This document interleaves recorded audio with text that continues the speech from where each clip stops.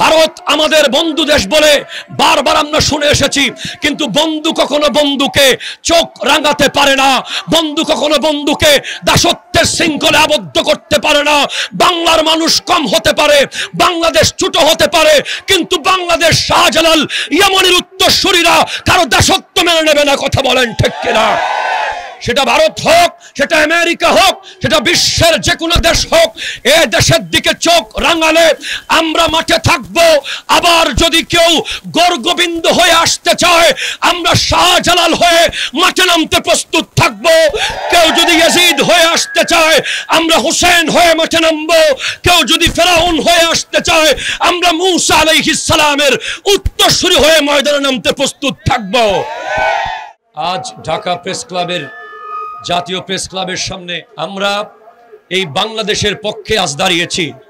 আমার দেশ ছোট হতে পারে, তবে আমার বাংলাদেশ এই দেশের সার্বভৌমত্ব রক্ষা, এই দেশের সমস্ত সম্পদ জানমাল রক্ষা, এদেশের প্রত্যেকটা মানুষের নিরাপত্তার ব্যাপারে আমরা আহলে সুন্নাত ওয়াল জামাত সব সময় সোচ্চার ছিলাম, ঐক্যবদ্ধ ছিলাম।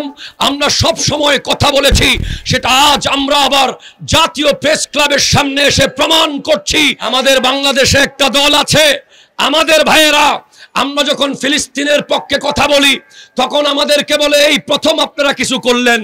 আমরা যখন ইমানুয়েল ম্যাক্রনের বিরুদ্ধে কথা বলেছি বাইতুল মুকাররমে দাঁড়িয়ে, আমাদেরকে বলে এই প্রথম আপনারা কিছু করলেন।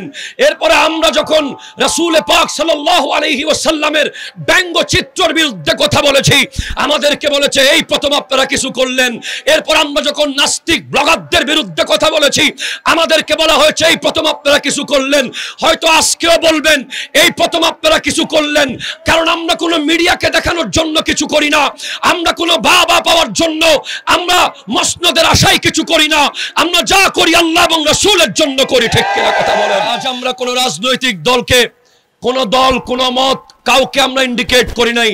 আমরা আজ এসেছি সার্বভৌমত্ব রক্ষা সুন্নি উলামা পরিষদ, এখানে সর্বদল মত নির্বিশেষে যারা হাজির হয়েছেন সবাইকে মোবারকবাদ জানাচ্ছি। আমার মিডিয়ার ভাইদেরকে মোবারকবাদ জানাচ্ছি। অনেক দিন যারা বলেছে এই প্রথম, তাদেরকে বলবেন এটা প্রথম নয়।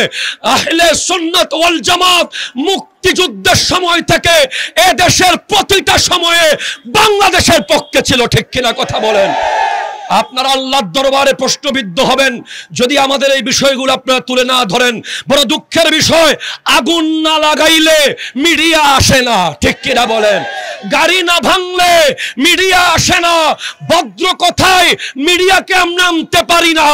মিডিয়াকে বলবো শাহজালাল আমাদেরকে আগুন লাগাতে শেখায় নাই, শাহপরান আমাদেরকে গাড়ি ভাঙতে শেখায় নাই। আমরা এভাবে শান্তিপূর্ণ প্রোগ্রাম করে যাব। এ দেশে কোন জঙ্গির আস্তানা এই দেশেও হবে না, ওই দেশেও হবে না। সারা বিশ্বের জঙ্গিবাদের বিরুদ্ধে আমরা কথা বলতে থাকবো। ঠিক কিনা বলেন?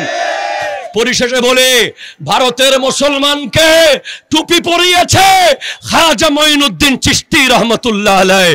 এদেশের মুসলমানকে পাঞ্জাবি পরা শিখিয়েছে, এই দেশের মুসলমানকে মুসলমান বলার সেই সুযোগ করে দিয়েছে আল্লাহর ওলিরা।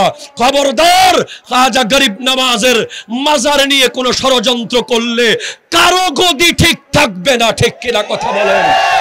মনে রাখবেন, আমরা আছি বাংলাদেশের পক্ষে, আমরা আছি এই দেশের সার্বভৌমত্ব রক্ষায়, এদেশের স্বাধীনতা রক্ষায় আমরা সব সময় মাঠে থাকব। আপনাদেরকে ডাক দিলে আপনারা উপস্থিত থাকবেন কিনা বলেন? আসসালামু আলাইকুম ওয়া রাহমাতুল্লাহি ওয়া বারাকাতুহু।